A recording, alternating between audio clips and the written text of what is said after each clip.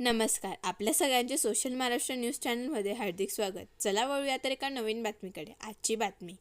जलसंपदा विभागामार्फत राज्यात 15 ते 30 एप्रिल 2025 या कालावधीत जल व्यवस्थापन कृती पंधरवडा 2025चे आयोजन करण्यात आले आहे. या जल व्यवस्थापन कृती पंधरवड्याचे उद्घाटन आज मान्यवरांच्या शुभ हस्ते संपन्न झाले.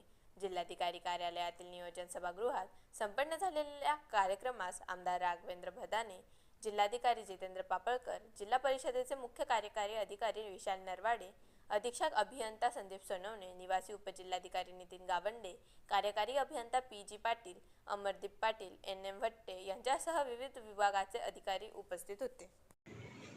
आपण सगळेजण बघतात, नुकताच विधानसभेच्या निवडणुका 4 महिन्यावर झाल्या आणि या महाराष्ट्राची धुरा, महाराष्ट्राचे लाडके मुख्यमंत्री, आपल्या सगळ्यांचे नेते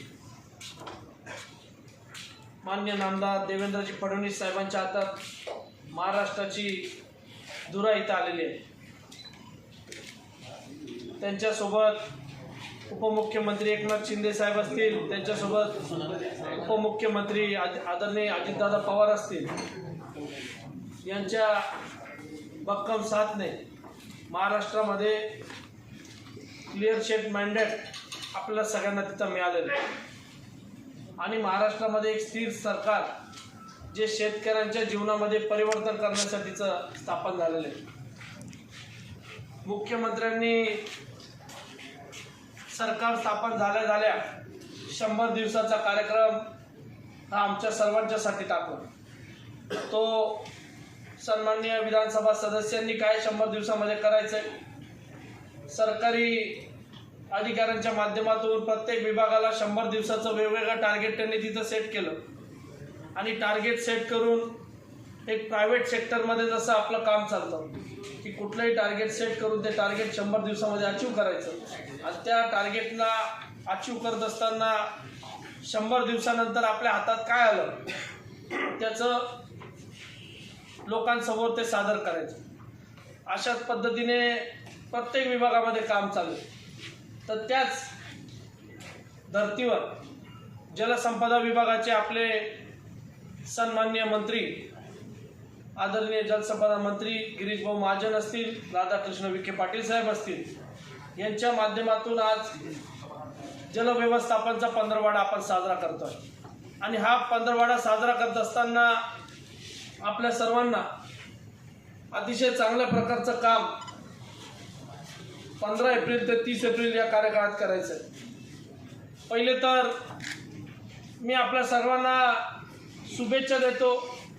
या कार्यक्रमाला करताना तुम्हाला मनास्वी आनंद होईल, कारण की जेव्हा तुम्ही ग्राउंडवर जाणार, फ्लोअरवर जाणार, त्या गोरगरीब शेतकऱ्याच्या संपर्कामध्ये जाणार, त्याच्या बांधावर जाणार, त्याच्या कुठल्या प्रकारच्या अडीअडचणी त्या शेतकऱ्यांना दैनंदिन जीवनामध्ये भोगावं लागतात हे तुम्हाला त्या ठिकाणी कळेल. या भारताचे पंतप्रधान विश्वगुरू नरेंद्रजी मोदी ज्यांनी 10 वर्ष पंतप्रधानाच्या कार्यकाळामध्ये संबंध जगावर आपला कार्यक्रम करत असताना ठसा उमटवला. कुठल्याही प्रकारचा भ्रष्टाचाराचा आरोप त्यांच्यावर 10-12 वर्षामध्ये झाला नाही. एक उत्तम प्रशासक म्हणून भारताच्या इतिहासामध्ये त्यांची नोंद झाली. त्यांनी सुद्धा पाण्याला अतिशय चांगल्या प्रकारचं महत्त्व दिलेलं आहे. आपण बघतो प्रधानमंत्री कृषी सिंचाई योजनेच्या माध्यमातून या भारतातले, या महाराष्ट्रातले अनेक असे प्रकल्प जे फक्त कागदावर मंजूर होते त्यांना त्यांनी प्रत्यक्षात आणण्याचं काम केलं आणि ते प्रत्यक्षात उतरवून अनेक प्रकारचा निधी तिथं उपलब्ध करून दिला. आज आपण बघतो की ते प्रकल्प पूर्णत्वास होत असताना जे शेतकऱ्यांचे तालुके जे कायमस्वरूपी दुष्काळाच्या भोवऱ्यात होते ते दुष्काळामधनं बाहेर येण्यासाठी आपल्या सर्वांना मदत तिथं दिसतंय. आणि दुष्काळामधनं जर बाहेर यायचं असेल तर पाण्यापासून त्याच्या व्यतिरिक्त पर्याय नाही.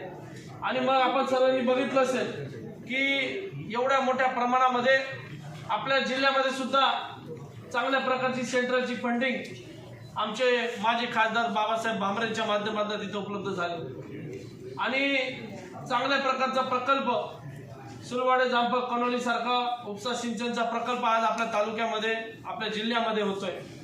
पण मला त्यासोबत सांगायला कलेक्टर साहेब वाटेल की आता DID, MID, DMPD, local sector हे सगळे अधिकारी या ठिकाणी अनेक दिवसापासून मी आता 4 महिन्यापासून तर आता आमदार झालोय. पण मी माझ्या वयाच्या 18 वर्षापासून प्रशासनामध्ये काम करतो. मी ग्रामपंचायतचं काम पाहिले, सोसायटीचं काम पाहिले, पंचायत समितीचं 10 वर्ष काम पाहिले, 5 वर्ष जिल्हा परिषद सदस्य होतो, स्टँडिंग कमिटीवर होतो, तुमच्या DPDCवर पण होतो आणि मग आता विधानसभेचा सदस्य होण्याची मला 31 वर्षात संधी मिळाली. पण मी प्रशासनामध्ये माझ्या लहान वयापासूनच काम करतो. पण मला आता अलीकडच्या काळामध्ये या कृती पंधरवड्याच्या निमित्ताने तुम्हाला एक गोष्ट निदर्शनास आणून द्यावीशी वाटते की आपलं सिंचन विभाग जे आहे ते 10 बाय 10च्या खोलीमध्ये सेट झालेले असं मला तिथं वाटतं. आणि ते 10 बाय 10च्या खोलीमधनं बाहेर येऊन फ्लोअरवर गेलं पाहिजे, लोकांशी संवाद केला पाहिजे. ज्या नवरा बायको एकत्रीकरण परिपत्रक तर जोरात आहे आपलं, आणि ते जर एकत्रीकरण करून बदल्या करून आलेले आहेत, पण त्यांनी जर आतापर्यंत त्यांच्या विभागावर जर ते गेले नसतील, त्यांच्या फ्लोअरवर ते गेले नसतील, तर ही दुर्दैवी बाब आपल्या सर्वांच्या बातमी आवडल्यास चॅनलला लाईक व सबस्क्राईब करा व दररोज अशा नवनवीन बातम्या पाहण्यासाठी चॅनलला फॉलो करा.